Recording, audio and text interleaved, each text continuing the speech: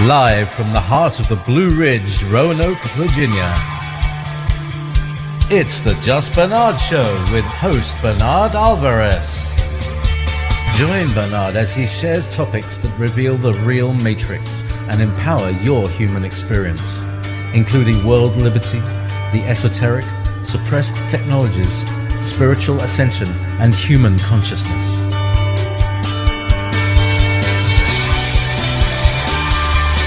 Humanity has awakened, and our time has come to realize our full potential.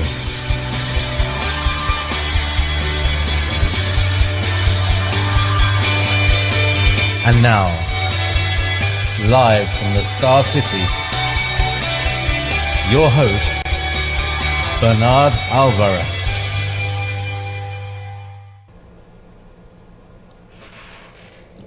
Well, hello everybody, and welcome to the Just Bernard Show on my social media platforms and my website.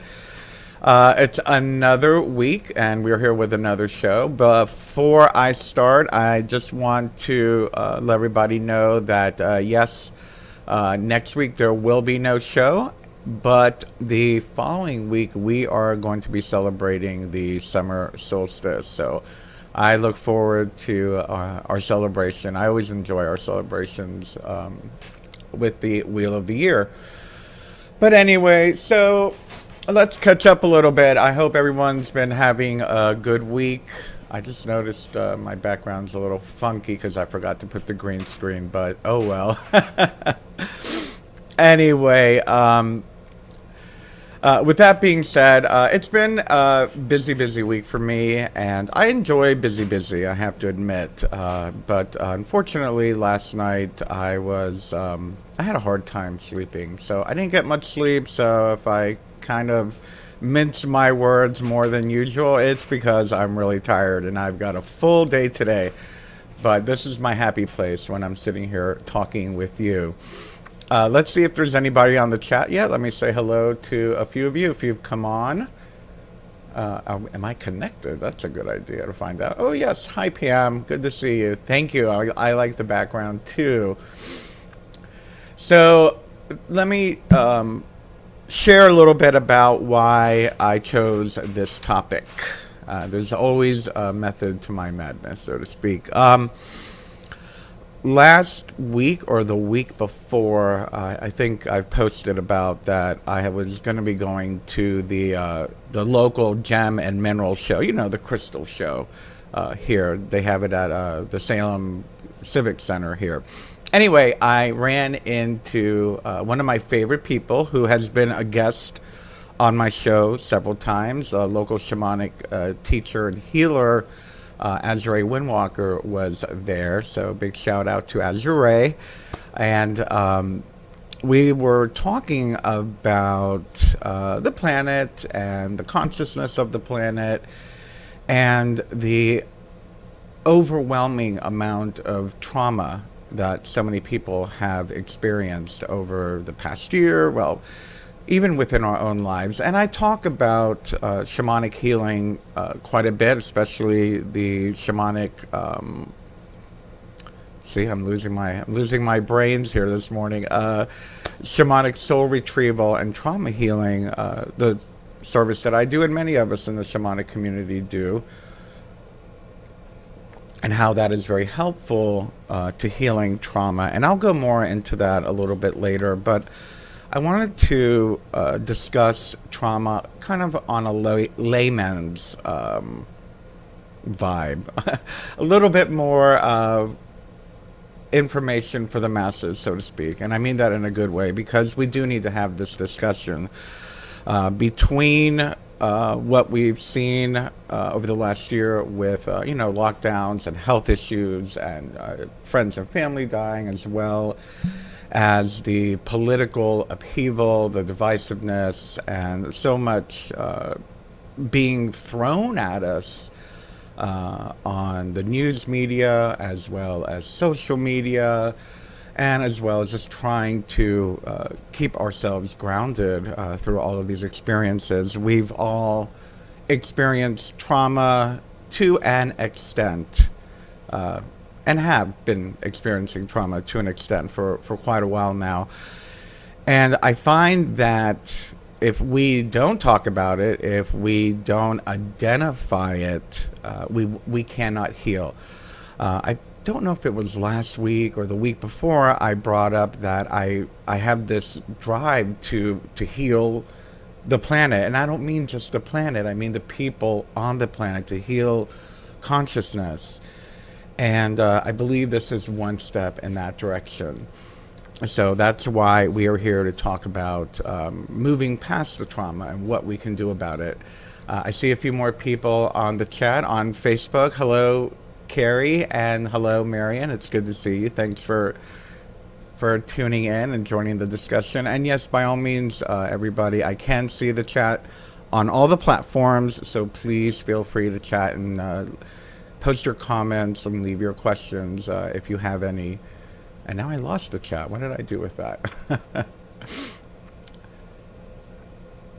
Okay, so we're good there. Wonderful. And so let's start with, by the way, I have to do the disclaimer. I am not a certified psychologist or a psychiatrist. And a lot of the information I got for today's talk is from a website called helpguide.org. So thank you to them for posting that and giving me some great material for us to talk about. And I'm going to start with their definition of what trauma is. Emotional and psychological trauma is the result of extraordinary stressful events that can shatter your sense of security, making you feel helpless in a dangerous world. And I know for me, we've all had trauma. I myself have experienced trauma. I would say the most difficult trauma I had to experience was Hurricane Wilma back in, 2005, 2006, I guess. I don't remember the exact year. But my world was turned upside down. I literally became a, what do we call that? A hurricane immigrant or exile, I lost everything. I lost my home. I lost my job. I lost many friends because we all kind of drifted apart, and just there was so much stress going on. And quite honestly, I was a homeless couch hopper for a couple of years after that.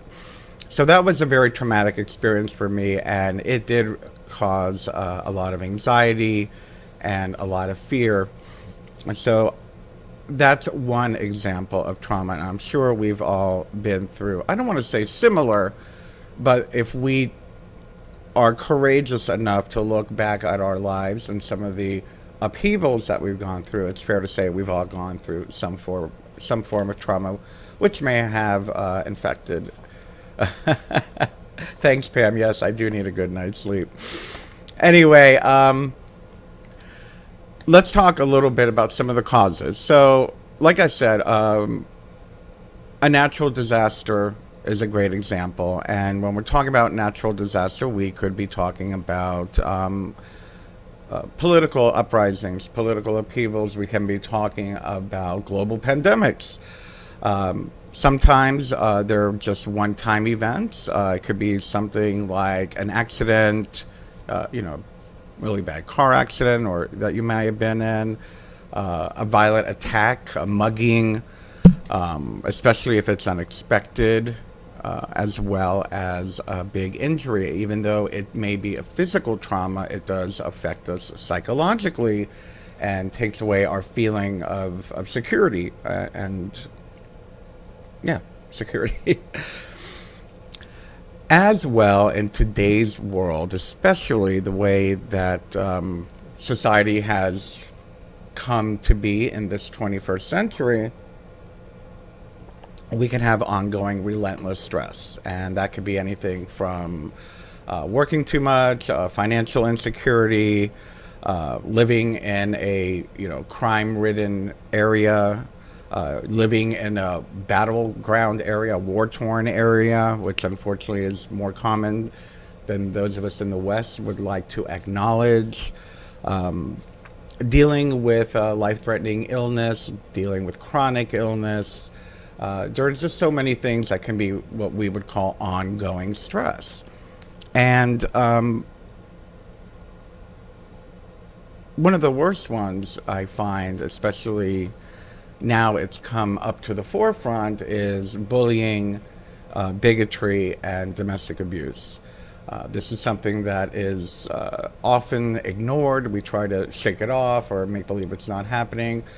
But when it's ongoing, it can create, how shall we say, again, it eats away at your security and your well being. And it is trauma, even though it's in small increments.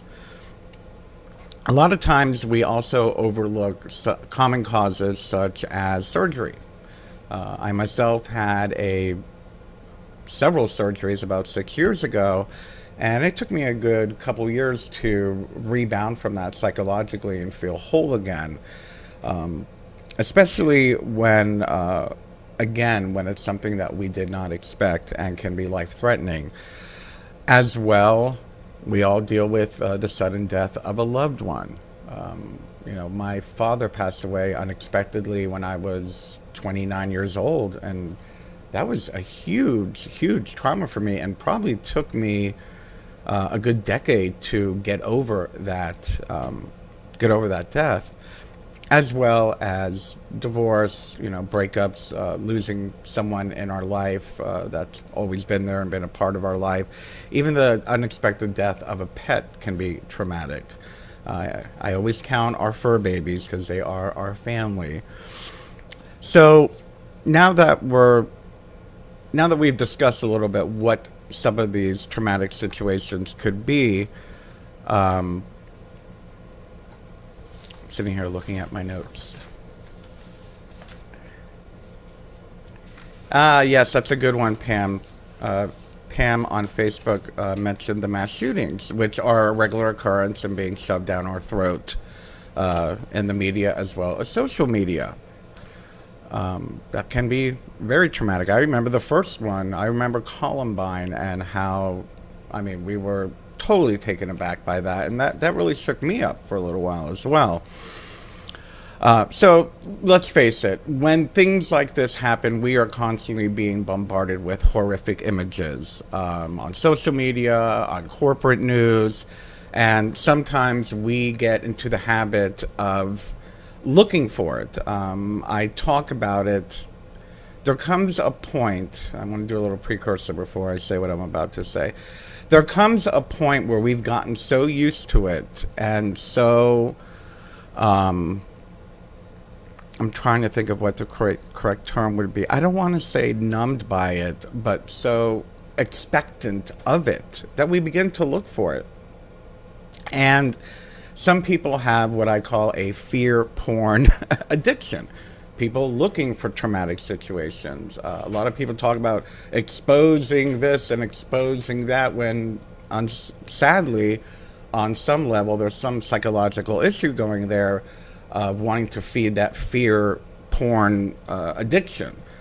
So a lot of the times it's not a matter of, wanting to expose something horrific that happened, but it's just trying to find some sense of control over a very horrific situation. And by feeding that fear porn addiction, it makes us feel like we're in control of the situation. And that's a real thing. Please go check it out. And if you have that issue, please, let's work on it. Anyway, so some of the symptoms, I just talked about one of the symptoms. So some of the symptoms that people can be feeling, one of them, of course, is shock, denial, disbelief. I can't believe that happened. Oh my goodness, it's overwhelming. It's almost hard to wrap our mind around some of the things that either happen in the world or happen to us as individuals. I will say that when I first, and I'm sure we all went through this, when this whole pandemic thing started, I remember being like, oh my God, nah, this is crazy. Nah, this is nuts. And even, I think it was the day before lockdown, they had already started closing everything. As a matter of fact, I was scheduled to be, I'm sure you saw my post, I was scheduled to be in the St. Patrick's Day parade here in Roanoke, and they canceled the parade. And I was like, oh my God, I can't believe they're doing that. They're overreacting, blah, blah, blah. And I ended up going to a street festival that day. Well, I'm glad I went because it was the last public gathering I was a part of, big festival type atmosphere I was a part of for over a year. And I had a great time, thank God. But the next day was when the state imposed a mandatory lockdown. And again, I was still in disbelief, watching the news, reading social media, trying to understand what was happening, and, immediately thinking about, and I'm sure we all did the same thing, thinking about, when is this going to end? How long is this thing going to last? Are we safe? It's common to be concerned for your well-being and not only your physical and health well-being, but your financial well-being, your social interaction well-being. So that probably brings us to the next symptom that I want to talk about, and that's confusion. There seems to be one of the symptoms that we can feel when we're overwhelmed by a trauma is we get confused and we have a difficult time concentrating because our mind keeps drifting to reliving the experience or trying to wrap our head around the experience or try to figure it out. Why did this happen? How did this happen? Especially when we're talking about a physical assault or even a breakup or divorce or something like that. It's almost as if our ego gets offended by the traumatic experience. Like, how dare they do this to me? How could this happen to me? Our ego kind of gets defensive, and that also is a symptom of it. And that can go into anger, that can go into irritability, that can go into mood swings. And then, of course, the big one is the anxiety and fear, where we are just afraid of everything. I joked around during the time of healing from the trauma of being a part of Hurricane Wilma in South Florida that every noise gave me heart palpitations. It gave me an anxiety attack.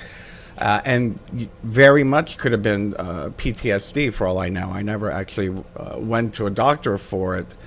But I just remember every time I heard a loud noise or something, it brought me back to the trees crashing against the house. Or I remember every time I heard the wind, I visualized the garden shed literally being picked up by a tornado. I saw it with my own eyes right outside my window. We didn't have enough time to board the window, so I had a front row seat. And so every time I heard a noise, it was I used to joke and say that I had the demeanor of a chihuahua. So that goes to that whole anxiety and fear aspect of the traumatic situation. The other one is guilt, shame, and self-blame. I let this happen. I am the reason why it happened. And that's not the case. Sometimes things just happen. Sometimes we're just in the wrong place at the wrong time. And sometimes, a virus will jump from species and create an issue for the entire world.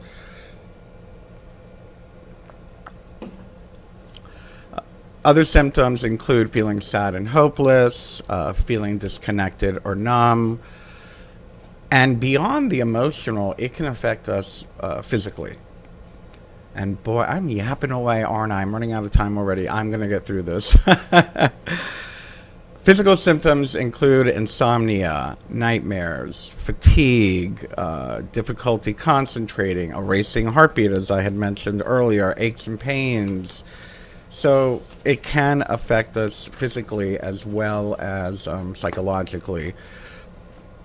Now, while emotional trauma is a normal response to a disturbing event, it can become PTSD when your nervous system gets stuck and you remain in that psychological shock, unable to make sense of what happened or process your emotions. Trauma disrupts your body's natural equilibrium, freezing you in a state of hyper-arousal and fear. And again, that's from the site that I referenced. I'm reading the notes from. Anyway, so we have to recover. We must recover from it. We must be courageous enough to say, I have been through a traumatic experience. Now I'm going to take action. I'm not going to allow this to control my life anymore if you happen to have gone through a trauma.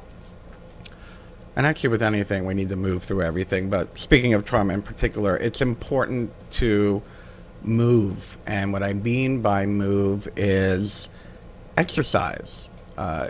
Trauma wants to force you to be frozen with fear. So when we move, go out for a walk, go to the gym, go for a run, play a ball game, something to that effect. We want to start moving instead of just sitting in that frozen state. This will help repair your nervous system as well as make you more physically healthy. It's important that we don't isolate. That's very common. What I notice with me, and this is only my own personal thing, when I go through a mini trauma, we all have our mini traumas throughout life, a mini upheaval, I do like to isolate for about a day or two. It's like, okay, I need to just kind of just sit here and think about it.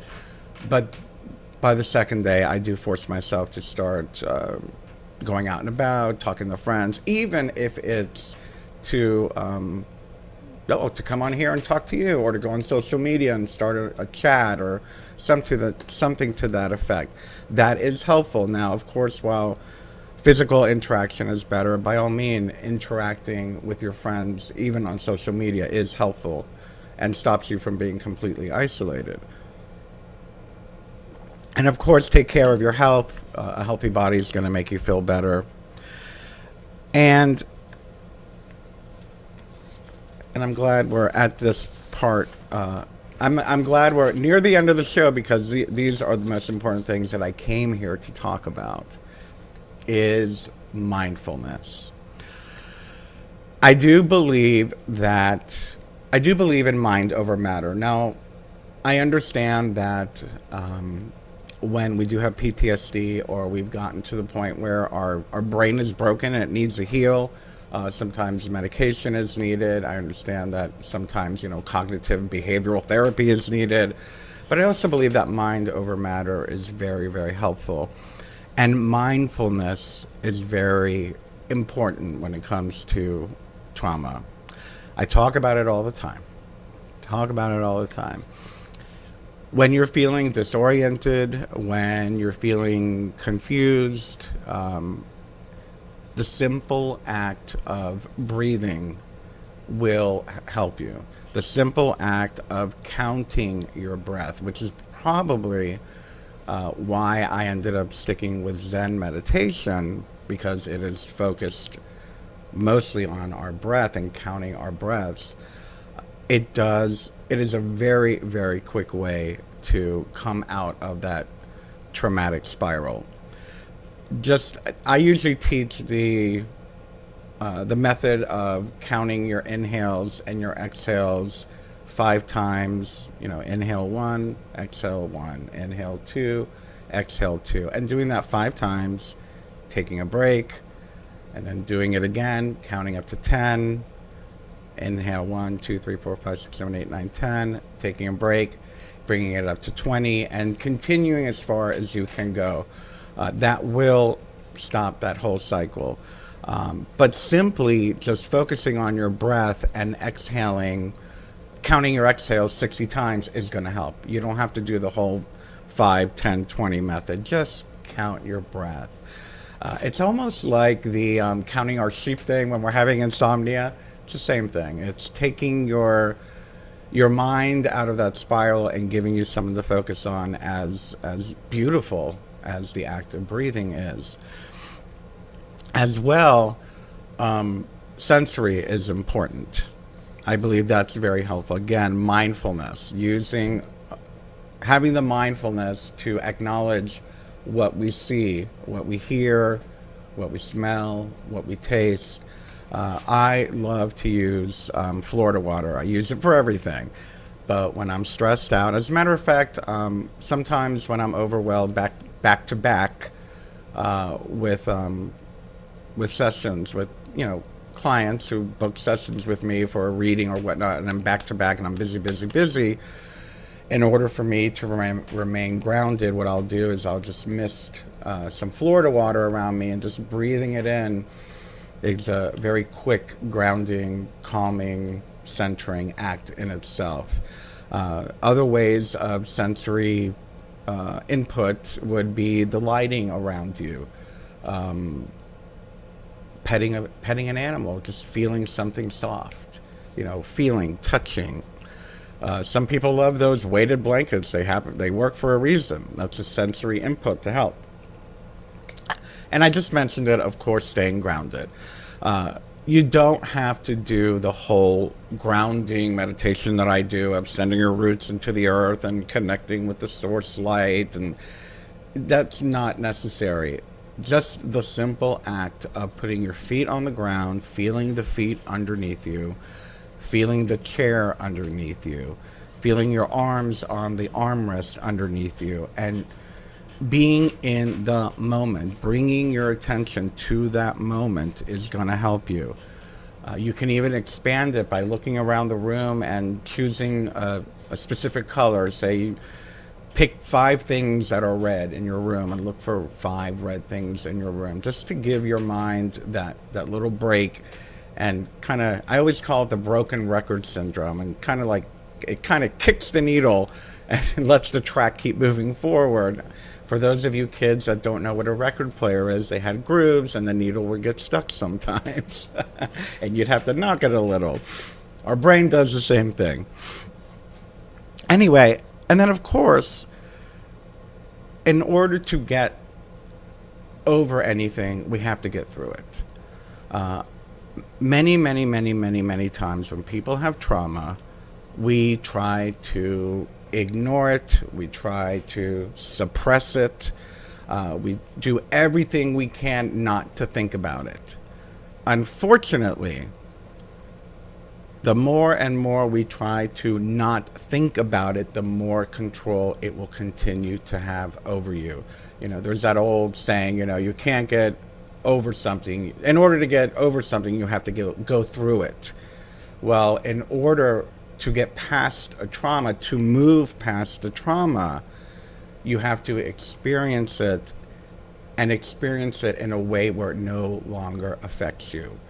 Kind of just getting into that place where you're observing, yes, this happened to me, but it no longer affects my central nervous system. It no longer causes me paralyzing fear. It no longer has any control over my well-being or my sense of security and of self. And that is where the work that I do with shamanic soul retrieval comes in. Many times, depending on the client, I will work with them in a way that they do relive it in a safe environment. And then, of course, we do the past life, present life, transdimensional life work to kind of cut any ties, energetic ties that trauma may have over them, and restore the soul and to a full being. Now, with that being said, a lot of people, some people might think that something like shamanic soul retrieval is an instant fix. Some people think a Reiki treatment's going to be an instant fix. Some people, I've seen discussions on social media and pagan and Wiccan magical circles talking about, I need a spell to get rid of this. It doesn't work that way. I wish it did. There's no magic wand. Shamanic soul retrieval, in my experience, and I've been doing it now for almost a decade, is the beginning of the healing process. If the person goes through the shamanic soul retrieval process and immediately falls back into old mental habits without moving forward, they're going to give that that energy, that trauma life again. So I usually end up giving them some homework, and I usually kind of recommend doing it at least twice a year, maybe, at least in the beginning. And that's why I have that video out, so you can do it for free on the YouTube channel and on my Facebook page. And I usually say, if you're doing it that way, do it once a month. But the same thing goes with Reiki. Reiki works in a way to restore balance to your life force energy. A trauma, and when we're looking at it from a Reiki practitioner's point of view, a trauma, like all of those things that we discussed and all the symptoms associated with that, is what I would call an energetic obstacle, blockage, or imbalance. And all Reiki does is kind of break down that obstacle, kind of break down that imbalance, and allows your natural life force energy to move more freely. Now, if you go out and, I don't know, get into a car accident, you're going to get another obstacle. So for me, Reiki is the beginning. It's about restoring that natural balance. It's about allowing that natural life force energy to begin to move more freely. So anyone who tells you, and I bring this up because I hear and I see posts and things like that, especially with people like myself who are in the occult, energetic, magical arts, saying, well, I can heal you in one session. That's not going to happen. It's about creating the foundation, healing. And I think I've posted this before, and I'll leave you with this because I really have to go.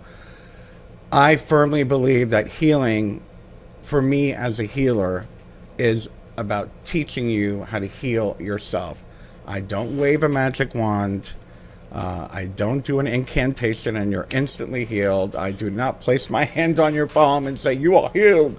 It does not work that way. As a healer, I am a channel for that life force energy to allow the natural flow of energy be restored, and the natural balance within your own chi, within your own mind, and within your own spirit to restore itself and to give you the tools to do it. That's how a real healer works, in my opinion. Anyway. So please, if you are dealing with trauma, be honest with yourself. Don't let it get to the point where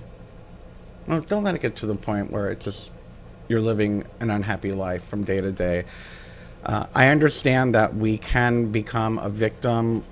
We are victims. At that moment, we're a victim. The moment that the trauma happens, you are a victim of that trauma. But don't be a victim of the memory of the trauma. Don't get stuck and allow your identity to be a victim. A victim should not be your identity. A victim of that trauma at that moment should be a part of your story. But our story changes every day. Our life changes every day. We have the choice.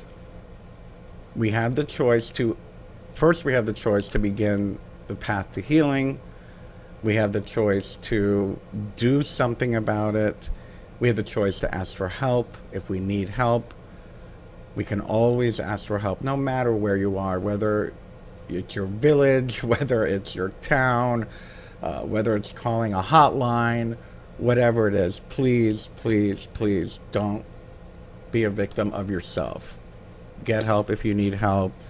And by all means, let's all start the healing process. Our entire planet, every individual has something that we need to heal.